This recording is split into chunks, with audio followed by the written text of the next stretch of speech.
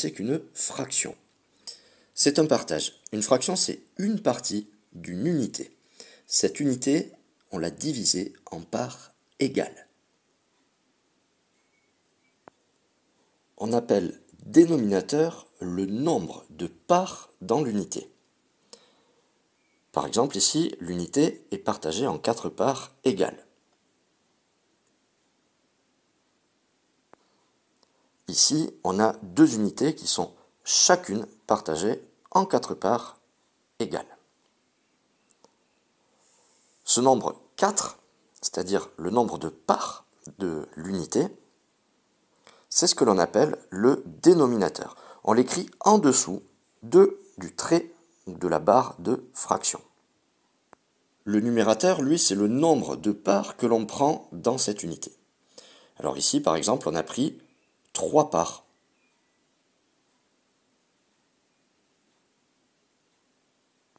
Le numérateur est écrit, lui, au-dessus du trait de fraction. La fraction que l'on voit là, c'est la fraction 3 quarts. Le numérateur en haut, le dénominateur en bas. Si l'on partage l'unité en 4, mais que l'on veut prendre 5 parts, alors il faudra 2 unités chacune partagées en 4. Et là on prend 5 parts. La fraction que l'on a est alors 5 quarts. Le numérateur 5, le dénominateur 4. Pour la fraction 3 quarts, on n'avait besoin que d'une seule unité partagée en 4. La fraction 3 quarts est donc plus petite que 1, plus petite que une unité. En revanche, pour la fraction 5 quarts, on a eu besoin de partager 2 unités en 4 pour pouvoir piocher, prendre 5 parts. Et supérieure, c'est-à-dire plus grande que 1. Donc 5 quarts, c'est au-delà de 1. Entre 1 et 2.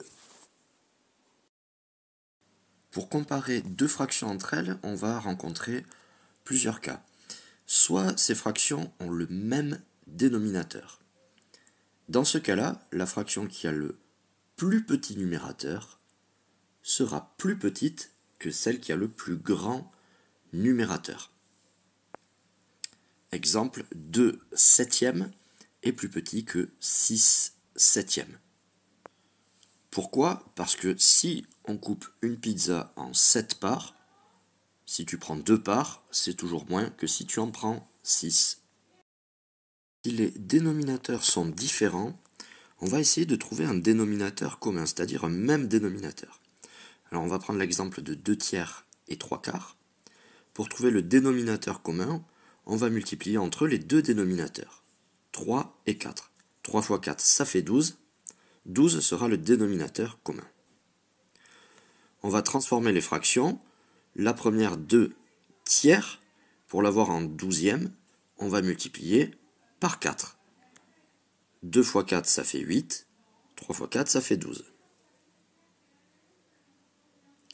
Pour la seconde, 3 quarts, on va cette fois-ci multiplier par 3 pour obtenir une fraction sur 12.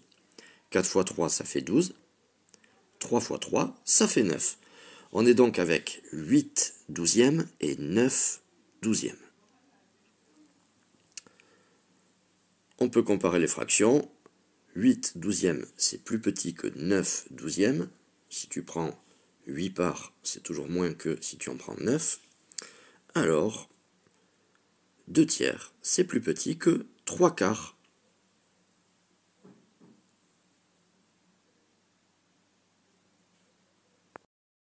Autre cas de figure, avec un exemple 2 neuvièmes et 8 septièmes, on a une fraction 2 neuvièmes qui est plus petite que 1, et une deuxième fraction 8 septièmes qui est plus grande que 1, puisque le numérateur est plus grand que le dénominateur.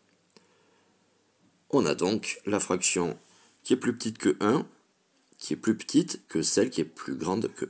2 neuvièmes est plus petit que 8 septièmes. De manière générale, quand l'écart est grand entre le numérateur et le dénominateur, la fraction est petite. Quand l'écart est faible entre le numérateur et le dénominateur, la fraction est plus grande. Ici, 8 19e, l'écart entre 8 et 19 est très grand. Par rapport à 3 quarts, l'écart entre 3 et 4 est faible.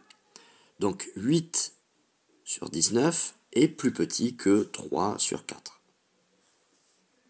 Dernier cas de figure pour comparer deux fractions entre elles, deux fractions qui ont le même numérateur.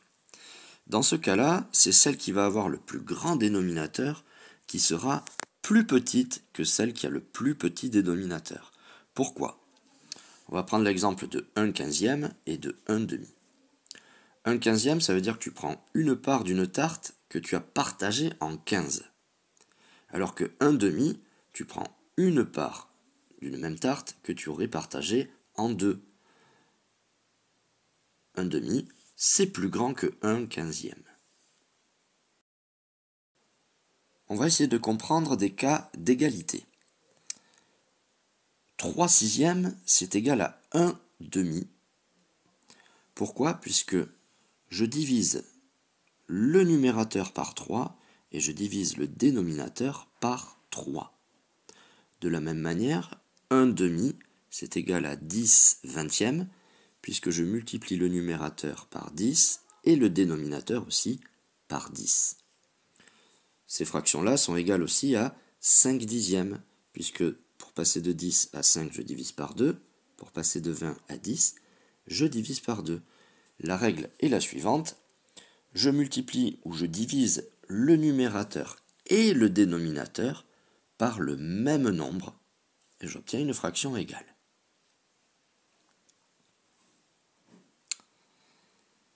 Si je prends l'exemple ici de 60 sur 20, 60 vingtièmes, c'est égal à 3, puisque 3 fois 20 égale 60. Autre exemple, 28 quarts, c'est égal à 7, parce que 7 fois 4 égale 28. Comment placer une fraction sur une droite graduée? Il faut d'abord chercher à connaître le dénominateur de la fraction et s'assurer que ça correspond bien aux parts de l'unité. Entre 4 et 5, on a bien une unité.